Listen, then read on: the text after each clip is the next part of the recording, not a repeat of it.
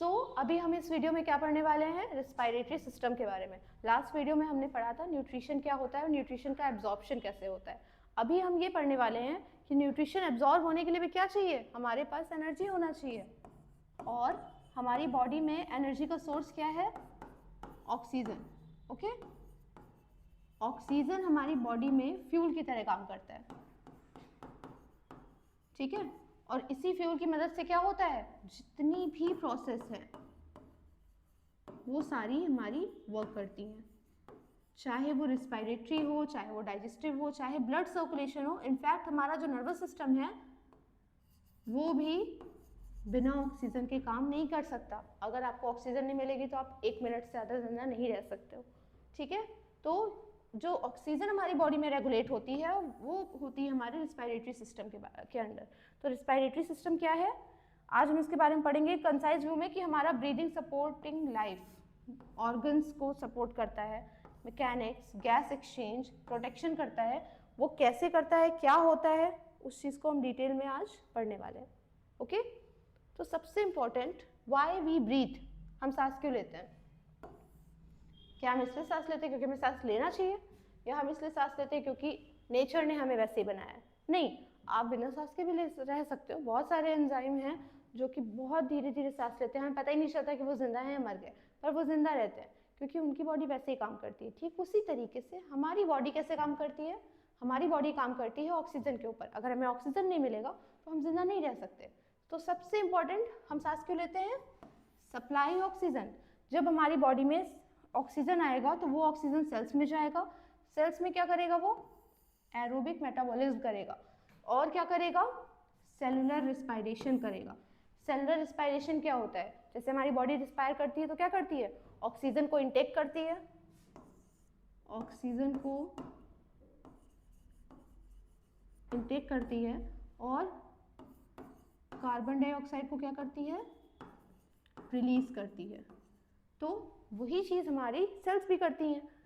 Sales छोटे छोटे उस पर करती हैं, बहुत सारे ऑर्गन्स एक साथ उस सेल्स को कनेक्ट करके वही कार्बन डाइऑक्साइड बड़ी मात्रा में रिलीज करती है, और उसी तरीके से वही ऑक्सीजन बड़ी मात्रा में हमारी यूज़ होती है।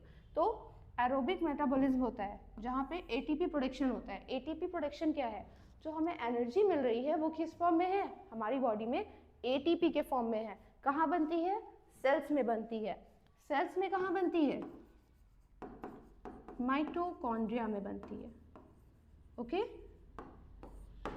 माइटोकॉन्ड्रिया में क्या होता है, हमारी वो ऑक्सीजन एटीपी फॉर्म में यूज होती है, एनर्जी प्रोड्यूस करने के लिए ऑक्सीजन को फ्यूल की तरह इस्तेमाल करते हैं, जिसका बाई प्रोडक्ट निकलता है क्या, कार्बन डाइऑक्साइड। और हमें अच्छे से पता है कि हमारी बॉडी में जिस भी चीज़ का बाई प्रोडक्ट निकलेगा उसको वहाँ से हटना होगा, चाहे वो हमारा फूड हो। फूड का बाई प्रोडक्ट क्या, फीकल मैथड, फीकल मैटर।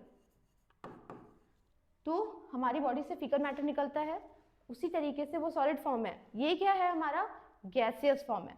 आपको याद है जब हम लाइफ प्रोसेस के शुरुआत के पार्ट्स में पढ़ रहे थे तो हमने आपको बताया था कि हर उसका एक गैसियस मैटर, मैंने आपको बताया था कि हर चीज़ का हमारे बॉडी से जो एक वेस्ट फॉर्म है वो अलग अलग तरीके से निकलता है। मतलब लिक्विड का वेस्ट अलग फॉर्म में होता है, सॉलिड का अलग फॉर्म में होता है। इसी तरीके से जो गैसियस फॉर्म में हमारा वेस्ट है वो क्या है, कार्बन डाइऑक्साइड है। कहाँ से मिल रहा है, मेटाबॉलिक प्रोसेस होती है तो मेटाबॉलिक वेस्ट भी तो आएगा ना, जो सेल्स के द्वारा प्रोड्यूस किया जाता है। और वो क्यों किया जाता है, पीएच को बैलेंस करने के लिए और टॉक्सिसिटी को प्रिवेंट करने के लिए। टॉक्सिसिटी यानी कि अगर बॉडी में कोई वेस्ट है और उसको हम रिलीज नहीं करेंगे तो वो जहाँ पे भी होगा वहाँ क्या करेगा, प्रॉब्लम करेगा या नहीं करेगा। अगर हमारी बॉडी में ज़्यादा कार्बन डाइऑक्साइड हो तो हमें क्या होता है, हमें घुटन होती है। जो कभी ट्रैफिक वाले एरिया में देखा है, हमें प्रॉब्लम क्यों होती है, क्योंकि वहाँ पे ऑक्सीजन का लेवल कम हो जाता है और कार्बन डाइऑक्साइड का लेवल ज़्यादा हो जाता है, तो उसकी वजह से हमें सफोकेशन होता है। और जब हमें सफोकेशन होता है तो उसमें क्या प्रॉब्लम करता है, हम सांस नहीं ले पाते, यानी कि हमारी बॉडी में ऑक्सीजन नहीं जाती, कार्बन डाइऑक्साइड का लेवल ज़्यादा हो जाता है, यानी कि बॉडी में टॉक्सिसिटी हो जाती है। उस चीज़ को प्रिवेंट करने के लिए ही रिमूवल ऑफ कार्बन डाइऑक्साइड का रिमूव होना ज़रूरी है। और क्या, इसलिए सपोर्ट करने के लिए सेलुलर रिस्पायरेशन को हम क्या करते हैं, सांस लेते हैं। ये कैसे होगा, गैस के एक्सचेंज से होगा। ऑब्वियसली गैस एक्सचेंज हो रही है, ऑक्सीजन हम इनटेक कर रहे हैं, कार्बन डाइऑक्साइड रिलीज हो रहा है, तो इसकी वजह से क्या है, it's a exchange of gases. तो ये होता है हमारा सेलुलर रेस्पिरेशन, जिसके थ्रू बायोकेमिकल रिएक्शन होती हैं, पावर का मूवमेंट होता है, ग्रोथ होती है और रिपेयर होता है। ये सारी चीज़ें होने के लिए क्या करना ज़रूरी है, हमें सांस लेना ज़रूरी है। Now you know why we breathe. Okay, next is respiratory system का एक ओवरव्यू। अभी हम ये जान रहे हैं कि हमने ऑक्सीजन लिया, ऑक्सीजन कहाँ से लिया, या तो मुंह के थ्रू लिया या तो नेजल पैसेज से लिया। उसके अलावा उसके बाद क्या हो रहा है, हमारी वो जो ऑक्सीजन है वो हमारे ब्लड में कैसे जा रही है और ब्लड स्ट्रीम से कार्बन डाइऑक्साइड कैसे निकल रहा है, ये सारी चीज़ का एक प्रॉपर एक सिस्टम है ना। तो वो सिस्टम क्या है वो हम समझते हैं। जैसे कि ये हो गया हमारा नेजल पैसेज। अब नेजल पैसेज में ऑक्सीजन जा रही है, देन आफ्टर वो यहाँ पहुँच रही है, लैरिंग्स और फेरिंग्स से होते हुए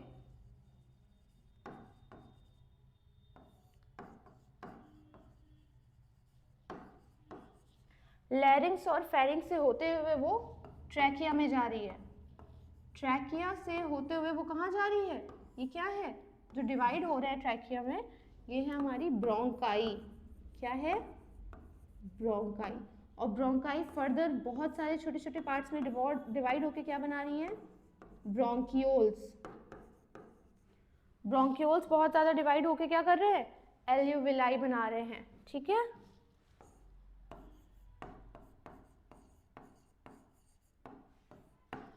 क्लियर। अगर रेस्पिरेटरी सिस्टम को एक पूरे मोटे मोटे तौर पे देखना है तो आप ये समझो, नेसल पैसेज हो गया, लैरिंग्स फेरिंग्स हो गया, ट्रैकिया हो गया, ये ट्रैकिया डिवाइड होके ब्रोंकियाई और ब्रोंकाई और भी ज़्यादा डिवाइड होके, इसको आप ऐसे समझ सकते हो कि अगर एक पेड़ है, अगर हम जैसे सोचें कि ये एक पेड़ है, ठीक है, ये देखो क्या हो रहा है, ये ऐसे तो हो रहा है ना। अगर इस पेड़ को आप उल्टा बना लो,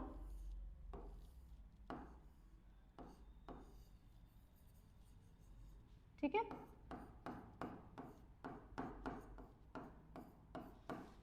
तो ये क्या कर रहा है, ये ठीक ट्रैकिया के जैसा दिख रहा है कि नहीं दिख रहा है, स्टेम के जैसा। फिर वो ट्रैकिया डिवाइड होके क्या बन रहा है, ब्रोंकाई। ब्रोंकाई और डिवाइड होकर बहुत सारी छोटी छोटी स्टेम्स के तौर पे आता है ना पेड़ में, वो क्या बना रही है, ब्रोंक्यूल्स बना रही हैं। और सारी स्टेम्स के एंड में क्या होती हैं, लीव्स होती हैं। वो लीव्स का कौन काम कर रहा है यहाँ पे, एल्यूविलाई। एल्विलाई क्या कर रही है, एल्विलाई बनती है एल्विलर सैक में। सैक कैसे होता है, बेरी के फॉर्म में होता है, जैसे कि यहाँ पे लास्ट में ऐसे छोटा छोटा सा ऐसे बना होगा, ठीक है। तो जहाँ पे लीव्स होती हैं वहाँ पे क्या है, एल्विलर सैक है। इसी एल्विलर सैक में ऑक्सीजन आ रही है और कार्बन डाइऑक्साइड बाहर जा रही है। क्लियर। आप पेड़ के एग्जाम्पल से इस चीज़ को, पूरे हमारे रिस्पायरेटरी सिस्टम को बहुत ईजिली समझ सकते हो कि जैसे कि यहाँ पे इसका होता है, ठीक वैसे नेसल पैसेज के बाद में आप यहाँ ट्रैकिया को स्टेम से देख सकते हो, और उसके बाद वो तना पूरा कैसे आराम से डिवाइड होकर एल्विलर सैक तक पूरा बना रहा है। ठीक है, अब प्रॉब्लम ये है कि हम सिर्फ इसको एक साथ तो पढ़ नहीं सकते, तो हम इसको डिवाइड करते हैं। डिवाइड किस चीज़ में, दो पार्ट्स में। एक हमारा अपर रेस्पिरेटरी ट्रैक्ट, दूसरा हमारा lower respiratory tract. Upper respiratory tract क्या करता है, नोज, नेजल कैविटी, फेरिंग्स और लैरिंग्स को इंक्लूड करता है। ठीक है, फेरिंग्स और लैरिंग्स तक पूरा क्या है, यहां तक हमारा अपर रेस्पिरेटरी है। ठीक है, और इनका पूरा काम है हमारे पास आने वाली ऑक्सीजन को गैस से अलग करके पूरी तरह फिल्टर करके फिर हमारे ट्रैकिया तक पहुंचाना। क्लियर, क्योंकि ट्रैकिया में अगर कुछ भी प्रॉब्लम आई तो क्या होगा, हमें बहुत ज़्यादा सीवियर प्रॉब्लम फेस करनी पड़ सकती हैं हेल्थ इश्यूज से रिलेटेड। तो नेसल पैसेज, लैरिंग्स, फेरिंग्स, ये सारी चीज़ें हमारी अपर रेस्पिरेटरी में आती हैं, जो फिल्टर करती हैं एयर को और कंडीशन अच्छी करती हैं एयर को इनहेल करने के लिए। Then lower respiratory tract. Lower respiratory tract में क्या है, ट्रैकिया है, ब्रोंकाई, ब्रोंक्यूल्स, लंग्स, जो कि क्या करते हैं, उस एयर को कंडक्ट करते हैं और गैस एक्सचेंज में हेल्प करते हैं एल्विलाई में। मैंने अभी आपको बताया जो एल्विलाई है उसमें एल्विलर सैक होते हैं जहाँ से गैस एक्सचेंज होती हैं, तो इस चीज़ को वो पॉसिबल हो पाता है क्यों? इतना पूरा पोर्शन गैस को फिल्टर करता है, ऑक्सीजन को फिल्टर करके पूरा प्रोसेस करता है यहाँ पे। फिर जब वो गैस एक्सचेंज होती है उसके बाद क्या होता है, फर्दर वो सेल्स में जाती हैं। तो अपर रिस्पायरेटरी ट्रैक्ट यानी कि first defence line. First defence line जैसे क्या है, इंडिया है या हर कंट्री का क्या होता है, एक बॉर्डर होता है ना, जिसको हम लोग बोलते हैं फर्स्ट डिफेंस। सबसे पहले आपको वहाँ पे आकर डिफेंस, सबसे पहले कुछ भी प्रॉब्लम होगी तो उन्हें फेस करना पड़ेगा, उसके बाद बाकी चीज़ों में आएंगी। ठीक उसी तरीके से अपर रिस्पायरेटरी ट्रैक्ट यानी कि आप जब सांस लेते हो तो क्या होता है, एयर गर्म होती है, उसमें अच्छा खासा मॉइस्चर होता है, ठीक है। अब बहुत ज़्यादा गर्म हवा है तो बहुत ज़्यादा मॉइस्चर है, तो वो तो हम अपने अंदर नहीं ले सकते ना, लंग्स में प्रॉब्लम हो जाएगी। तो ये सारी चीज़ें कौन क्या करता है, फिल्टर होती हैं। फिल्टर होती हैं और किसके थ्रू इंटर करती हैं, नोज के थ्रू। नोज में क्या है, एक सीलेटेड म्यूकोस मेम्ब्रेन होती है। हमारी जो नोज होती है, नेसल पैसेज होता है, इसमें हेयर लाइक प्रोजेक्शंस होते हैं, हेयर्स होते हैं। हेयर्स क्या करते हैं, सीलिया के जैसे फॉर्मेशन करते हैं कि नहीं करते हैं, और हेल्प किस चीज़ में करते हैं, mucus membranes. Mucus membranes trap क्या होता है, जब हमारी जो ब्रेन है उसको लगता है कि आसपास की जो चीज़ें हैं, एयर है, वो क्या है, ठीक नहीं है, या फिर उसे फिल्टर करने की ज़रूरत है, तो हमारी नोज़ में क्या होता है, स्टिकी मटेरियल होता है, जिसमें वो जितनी भी डस्ट पार्टिकल्स हैं या ऐसी चीज़ें हैं जो हमारे लंग्स में एंटर नहीं होनी चाहिए, उसमें वो क्या होती हैं, चिपक जाती हैं। और उसकी मदद से क्या होता है, मूविंग देम आउटवर्ड्स, वो उसे अंदर नहीं जाने देता। अगर डस्ट पार्टिकल्स हैं या इंसेक्ट्स हैं या कोई भी ऐसी चीज़ है जो आपके रिस्पायरेशन में प्रॉब्लम कर सकती है, वो सारी म्यूकस मेम्ब्रेन के थ्रू क्या होता है, वो ट्रैप होता है, जो स्टिकी मटेरियल उसमें वो लग जाता है। और डस्ट हो गया, पॉलन हो गया, माइक्रोब्स हो गए, बेसिकली माइक्रोब्स यानी कि जैसे एयर में बहुत सारे माइक्रोब्स भी तो है ना, तो वो सारी चीज़ें वहीं पे रुक जाती हैं। किसकी वजह से, नोज में जो स्टिकी म्यूकस पाया जाता है। Then sinuses reduce skull weight and help voice resonance.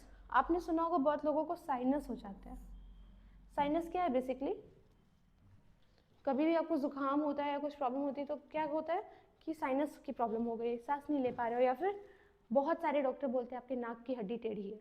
ऐसा नहीं होता है, I mean, ऐसा होता है बट सब में ऐसा नहीं होता है। जब आपको जुकाम होता है तो आपको वो एक कुछ वक्त के लिए होता है, जो कि आपका एक इम्यून डिफेंस के तौर पे होता है।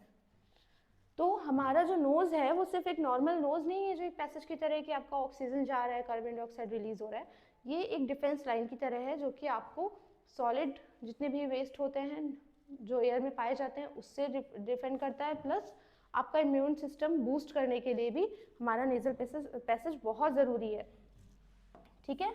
लिम्फॉइड टिश्यूज़ होती हैं किसमें, फेरिंग्स में। अभी हमारा नेजल पैसेज तो होता नहीं है, उसके अलावा भी तो फेरिंग्स भी तो होता है ना, तो वहाँ पे हमारी लिम्फॉइड टिश्यूज़ होती हैं जो इस चीज़ को अच्छे से करने में हेल्प करती हैं। जब आपको जुकाम होता है तो आपकी आवाज़ अपने आप चेंज हो जाती है या नहीं हो जाती है, ये भी उसके लिए रिस्पॉन्सिबल है कहीं ना कहीं। Next is lower respiratory tract. हमने पढ़ लिया अपर क्या है, अपर फेरिंग्स लैरिंग्स सब था, खत्म हो गया, वहाँ पे एयर हमें प्रॉपर अच्छे से मिल रही है, म्यूकस अपना काम कर रहा है, लैरिंग्स फेरिंग्स अपना काम कर रहे हैं। नेक्स्ट इज लोअर, तो लोअर में क्या है, ट्रैकिया है। ट्रैकिया क्या है, रिजिड ट्यूब है। मैंने आपको बताया था कि जो हमारा विंड पाइप और फूड पाइप है वो बहुत ही नाजुक होता है, उसको कवर करके रखता है हमारा ट्रैकिया। ट्रैकिया एक रिजिड ट्यूब होता है जो कि बनता है कार्टिलेज रिंग से। कार्टिलेज क्या है, बोन है। जब हम स्केलेटल सिस्टम पढ़ेंगे हम उसमें इस चीज़ को और डिटेल में पढ़ सकते हैं, ठीक है। कार्टिलेज रिंग्स होती हैं जो कि कंडक्ट करते हैं एयर को अच्छे से larynx to the bronchi. Bronchi यानी कि अंदर, ब्रोंकाई और ब्रोंक्यूल्स को में वो एयर अच्छे से जा पाए, उस चीज़ के लिए रिस्पॉन्सिबल होता है trachea. Then next is bronchi and bronchioles. अभी ब्रोंकाई और ब्रोंक्यूल्स क्या है, ये है ब्रांचिंग। आपको याद है मैंने भी आपको ट्री का एग्जांपल दिया था, तो ये ब्रांचिंग एयरवेज है। और ब्रांचिंग एयरवेज क्यों बोल रहे हैं, अगर आप ध्यान से देखोगे तो देखो ये सभी आपस में ऐसे कनेक्ट है, ये देखो बहुत ही छोटे छोटे पार्ट्स में ये ऐसे कनेक्ट है। तो ये कनेक्ट है यानी कि ब्रांच की तरह आपस में कनेक्ट है। और progressively narrow and distribute air, मतलब जब हम सांस लेते हैं तो वो क्या होती हैं, वो पैसेज नैरो हो जाते हैं। जब हम कार्बन डाइऑक्साइड के थ्रू उसको छोड़ते हैं तो वो फिर से ऐसे पास में आ जाते हैं, ठीक है, और डिस्ट्रीब्यूट करते हैं एयर को, कहाँ से, थ्रू आउट ईच लंग। सिर्फ एक साइड में तो है नहीं, ब्रोंकाई और ब्रोंक्यूल्स तो दोनों लंग्स में है ना, तो ये अच्छे से अपना काम कर पाते हैं। देन ट्रैकिया पढ़ लिया हमने, ब्रोंकाई पढ़ लिया, उसके बाद क्या है, यहाँ पर ये देखो लीव्स की जगह क्या लगे होते हैं, एल्यूविलर सैक।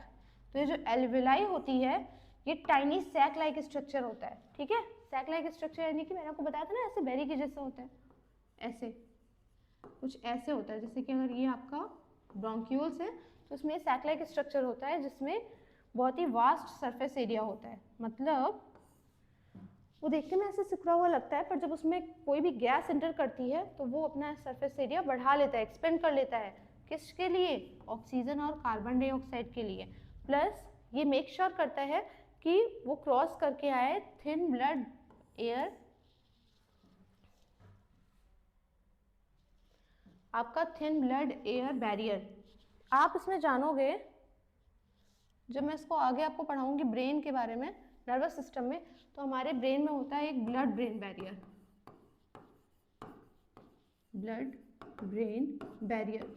हमारी बॉडी ना सिर्फ एक नॉर्मल से दिखने वाली वो नहीं है कि प्रोटेक्शन कहीं सिर्फ ऊपर ऊपर तरह से हो रहा है, वो केमिकली भी हमें प्रोटेक्ट करके रखते हैं बहुत सारे टॉक्सिन से।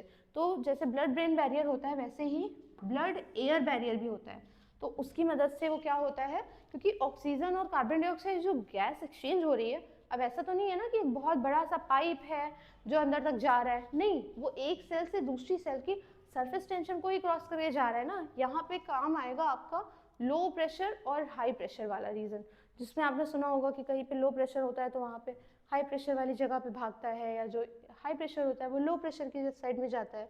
वो चीज़ आप इसमें पढ़ोगे तब आपको समझ में आएगा। ये हम आपको नेक्स्ट वीडियो में जब ब्लड सर्कुलेशन के बारे में पढ़ाएंगे, डबल ब्लड सर्कुलेशन कैसे होता है, यानी कि ऑक्सीजनेटेड ब्लड डीऑक्सीजनेटेड ब्लड को कैसे साफ करके और कार्बन डाइऑक्साइड को निकालता है, ये उसमें मैं आपको लंग्स के बारे में अच्छे से समझा पाऊंगी। बट फॉर नाउ अभी हम इसको समझते हैं।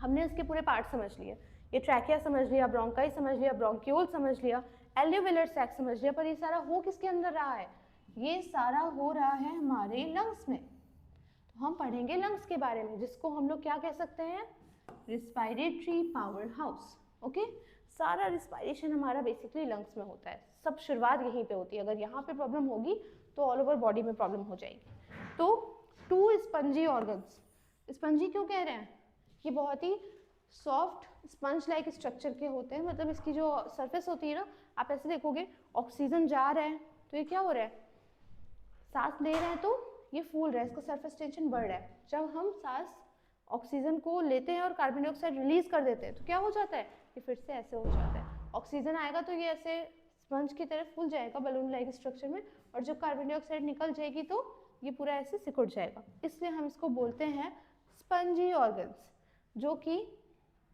थोरैक्स और प्रोटेक्टेड बाय रिब केज। ये जो है अगर आप देखोगे तो ये किस एरिया में है, जहाँ पे ऐसे रिब केज बनी होती है, ऐसे हम बोलते हैं ना यहाँ के जितने भी ऑर्गन्स हैं हमारे रिब केज में ऐसे सुरक्षित होते हैं, है ना, तो ये रिब केज में अंदर होता है और थोरैक्स से भी ये पूरा प्रोटेक्ट होता है।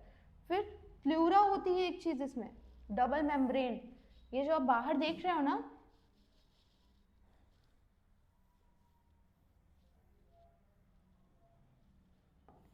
ये जो आप बाहर देख पा रहे हो,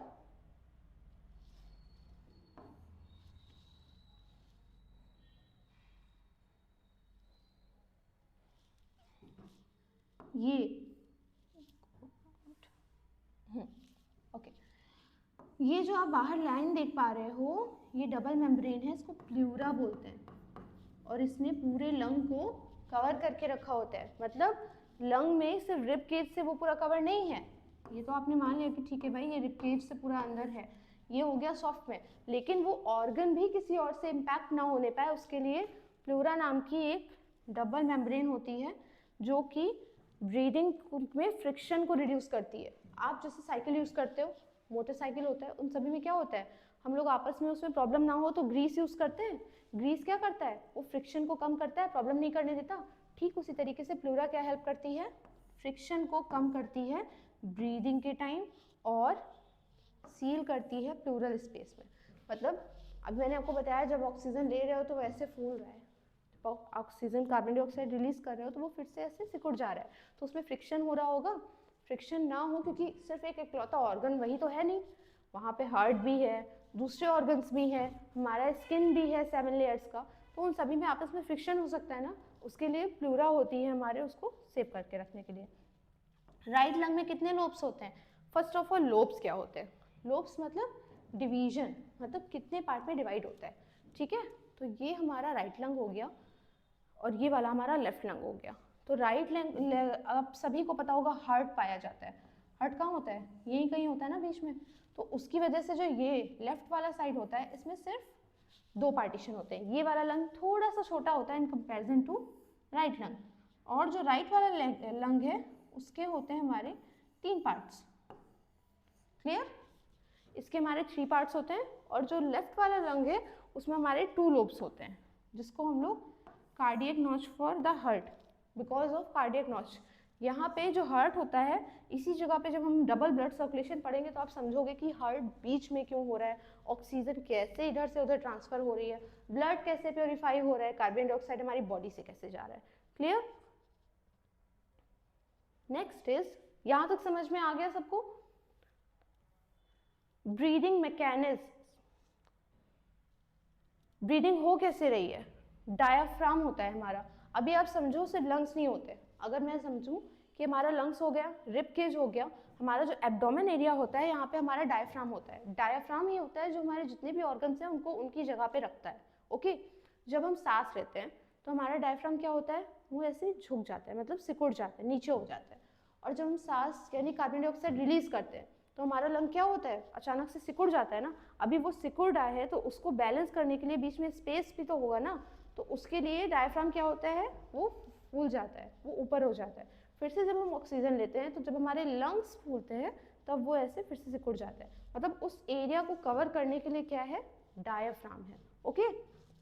तो डायफ्राम डाउन, डायफ्राम डाउन है यानी कि रिब्स लिफ्ट होंगी। जो रिब केज है, जब आपका डायफ्राम डाउन है यानी कि लंग ऐसे होगा, फूला हुआ होगा, और जब लंग फूला हुआ होगा क्योंकि उसमें ऑक्सीजन होगी तो हमारी रिब केज भी तो, रिब्स भी तो क्या होंगी? एक्सपेंड होंगी, ठीक है। रिब्स एक्सपेंड होंगी तो चेस्ट एक्सपेंड होगा। फिर एयर फ्लोज इन यानी कि सांस अंदर आ रही है तो मसल क्या कर रही है? रिलैक्स कर रही है। आप ऑक्सीजन लेते हो उसी की वजह से तो हम रिलैक्स फील करते हैं, जब एनर्जी होती है तो हम लोग रिलैक्स फील करते हैं। या कभी ऐसा होता है कि सो रहे हो, बहुत लंबी लंबी सांसें ले रहे हो?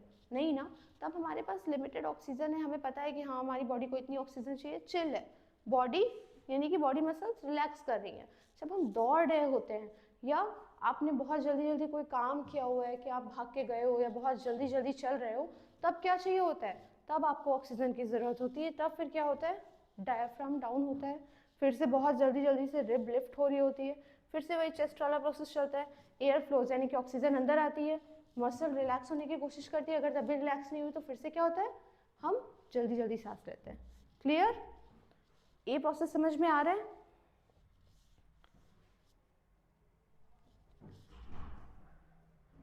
Next is gas exchange. इसी जगह पे क्या हो रहा है? मैंने अभी आपको बताया ऑक्सीजन आ रही है एल्वियोलर मेम्ब्रेन में, फिर वहाँ से जा रही है पल्मोनरी कैपिलरीज में। पल्मोनरी कैपिलरी क्या है? ये हार्ट का पार्ट है, उसी में ऑक्सीजन जाता है, तो वहाँ से ऑक्सीजन जब जा रहा है तो वहाँ का कार्बन डाइऑक्साइड ट्रेवल होकर ब्लड से वापस आ रहा है किसमें? एल्वियोलाई में, ठीक है। और जब वो एल्वियोलाई में वापस आ रहा है, अभी हमने ऑक्सीजन लिया, ठीक है, सांस ली, ऑक्सीजन हमारा ब्लड में गया, ब्लड पे कहाँ? हमारे पल्मोनरी कैपिलरी में, जो कि हमारा हार्ट से का एक पार्ट है। फिर वहाँ से वो ऑक्सीजन तुरंत से सेल में आई, ब्लड में, और ब्लड से सेल में, और सेल वाला जो हमारा रिस्पायरेशन हुआ था, सेलुलर रिस्पायरेशन, वहाँ से कार्बन डाइऑक्साइड कहाँ गई? वो आई ब्लड के थ्रू हार्ट से, और फिर हार्ट से वो कहाँ पे गई? लंग में आई, और वो कार्बन डाइऑक्साइड हमारा ट्रेवल होकर फिर क्या हुआ? एल्वियोलाई में आया, और एल्वियोलाई से हमने ऐसे कार्बन डाइऑक्साइड रिलीज कर दिया हमारे नेसल पैसेज के थ्रू। ये होता है हमारा गैस एक्सचेंज। थोड़ा सा लेंदी है, इसको ऐसे समझो, हमने ऑक्सीजन लिया, ठीक है, ऑक्सीजन हमारा एल्यूविलाई में है, ठीक है, एल्यूविलाई में है। एल्यूविलाई क्या हो रहा है फिर, वहाँ से ये जा रहा है कैपिलरी में, ठीक है, कैपिलरी से ये जा रहा है ब्लड में, ब्लड से जा रहा है ये सेल्स में, सेल्स में हो रहा है ये सेलुलर रेस्पिरेशन,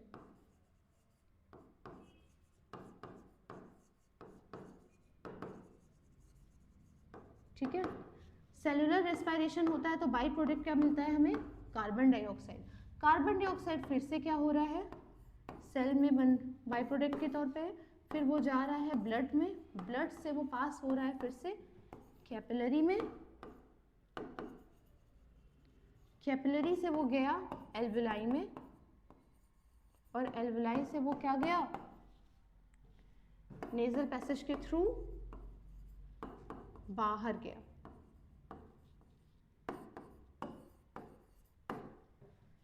इस पूरी प्रोसेस को हम दो अलग अलग चीज़ों में समझते हैं। एक तो हमने आपको सेलुलर वाला बताया कि रिस्पायरेशन कैसे हो रहा है, वो रिस्पायरेटरी का हिस्सा है। एक होता है हमारा ब्लड प्योरिफिकेशन, ओके, जिसको हम लोग डबल ब्लड सर्कुलेशन बोलते हैं। यही सेम प्रोसेस वहाँ हो रही होती है। जब मैं उन दोनों चीज़ों को क्लास में आपस में कोरिलेट करके पढ़ाऊंगी तो आप उस चीज़ को ज़्यादा बेटर तरीके से समझ पाओगे। अभी के लिए आप इतना समझ लो कि जो गैस एक्सचेंज हो रही है एग्जैक्टली कहाँ से आ रहा है, कहाँ जा रहा है सेलुलर रेस्पिरेशन के थ्रू, और फिर कैसे वो पूरा आउट हो रहा है, ठीक है। This exchange keeps arterial oxygen high and carbon dioxide with the narrow limits to maintain pH homeostasis. अभी आपने शुरुआत में पढ़ा था कि pH को बैलेंस करने के लिए ही सेलुलर रेस्पिरेशन से वो क्या होता है, बाई प्रोडक्ट निकलता है कार्बन डाइऑक्साइड। वही चीज़ हमने आपको यहाँ पे थोड़ा सा डिटेल में समझाई है। Next, protecting respiratory system. तो हमारी बॉडी में प्रोटेक्शन के लिए क्या है, जैसे हमने अभी लास्ट वीडियो में डाइजेस्टिव सिस्टम के प्रोटेक्शन के लिए पढ़ा था, और अभी हमने लंग्स के सिस्टम में पढ़ा ना, प्लूरा होता है, और हमने पढ़ा नेजल पैसेज में होता है हमारा म्यूकस और सीलिया लाइक प्रोजेक्शन, जिसमें क्या होता है, जितने भी थ्रॉट होता है या फिर जितने भी मॉलिक्यूल्स होते हैं या पार्टिकल्स होते हैं डस्ट के, वो म्यूकस से कनेक्ट हो जाते हैं, उसमें चिपक जाते हैं, जो कि अंदर नहीं जा पाते। तो एक तो ये हो गया हमारे प्रोटेक्शन के लिए। प्लस रिफ्लेक्सेस, बाई चांस अगर हमारे एयरवेज में, एयरवेज यानी कि हमारा क्या, ट्रैकिया के अंदर जो हमारा एयर पाइप है, बाई चांस उसमें कुछ चला जाता है, एक छोटा सा भी डस्ट पार्टिकल नेजल पैसेज के थ्रू सोच समझ लो, या फिर माउथ के थ्रू, तो तुरंत हमें क्या आता है, छींक आती है। अगर नोज में कुछ चला जाता है तो हम तुरंत से छींकते हैं, स्नीज करते हैं। या अगर एयर में कुछ चला जाता है विंड फूड पाइप या उसके थ्रू या माउथ के थ्रू, तो तुरंत ही हमें खांसी आती है, कफ होती है। तो ये सब क्या है, ये हमारे उसको प्रोटेक्ट करने के लिए। प्लस हेल्दी हैबिट्स, हम कैसे और प्रोटेक्ट कर सकते हैं, हेल्दी हैबिट्स के थ्रू, स्मोकिंग अवॉइड करके, या फिर पॉल्यूटेंट्स यानी कि बहुत ज़्यादा ऐसी जगह जहाँ पे एयर बहुत पॉल्यूटेड है, हमें उन जगहों पे जाना या रहना अवॉइड करना चाहिए। और वैक्सीनेशन से हमें अपने आप को मेंटेन करके रखना चाहिए। एक्सरसाइज करते रहना चाहिए जिससे कि हमारा ओवरऑल बॉडी सिस्टम क्या हो, अच्छे से वर्क करे। From that things you can easily protect your respiratory system. My bad. Now, breathing life, the respiratory system in action. ये पूरा हमने खत्म कर दिया कि नेजल पैसेज कैसे शुरू हो रहा है, कहाँ पे खत्म हो रहा है, उसका एग्जैक्टली काम क्या है, गैसियस वेस्ट क्या निकल रहा है। नाउ अगर इसको हम पूरा देखें तो ये क्या है, सप्लाइंग ऑक्सीजन। रिस्पायरेटरी सिस्टम में मेनली क्या हो रहा है, ऑक्सीजन की सप्लाई हो रही है और रिमूविंग ऑफ वेस्ट गैस हो रहा है। किस लिए, जिससे कि हमारी पूरी बॉडी ब्रीथ कर सके। केयर फॉर योर एयरवेज, हमारे जो एयरवेज हैं यानी कि जहाँ से भी ऑक्सीजन जा रहा है या कार्बन डाइऑक्साइड आ रहा है, वो सारी चीज़ें प्रोटेक्ट रहें। प्लस हमारे इन सब चीज़ों को प्रोटेक्ट करने के लिए सबसे इम्पॉर्टेंट क्या है, लंग्स का सही होना ज़रूरी है। यही सारी चीज़ें हमें क्या बताती हैं, रिस्पायरेटरी सिस्टम को पूरी तरीके से बताती है कि हमें उसमें क्या क्या करना है। तो हमने इस वीडियो में क्या क्या पढ़ा, शुरुआत से समझो। हमने इसके पढ़े वाई ब्रीथ इज इम्पॉर्टेंट, सांस लेना क्यों ज़रूरी है, ठीक है। फिर कंपोनेंट्स पढ़े कि इसमें कौन कौन से कंपोनेंट्स होते हैं। फंक्शन पढ़े कि रिस्पायरेटरी सिस्टम में फंक्शन क्या है। फिर इसको कैसे प्रोटेक्ट करना है हमने ये पढ़ा, और इसका वर्क डिटेल में पढ़ा। डिटेल में मतलब ये ब्लड को कैसे प्योरीफाई कर रहा है। ब्लड तो हमारा आता है किसमें, वो तो हमारा हार्ट वाले पोर्शन में आता है कि ब्लड सर्कुलेशन कैसे हो रहा है, पर ब्लड सर्कुलेट भी हो रहा है तो उसको डीऑक्सीजनेटेड से वो ऑक्सीजनेटेड हो रहा है। वो चीज़ें अभी मैंने आपको बताई सेल रेस्पिरेशन में। फॉर नाउ इतना काफ़ी है। नेक्स्ट वीडियो में हम ब्लड सर्कुलेशन के बारे में पढ़ सकते हैं, या डीऑक्सीजनेटेड ब्लड को कैसे ऑक्सीजनेटेड ब्लड में कन्वर्ट करते हैं, इन चीज़ों के बारे में पढ़ सकते हैं। Thank you.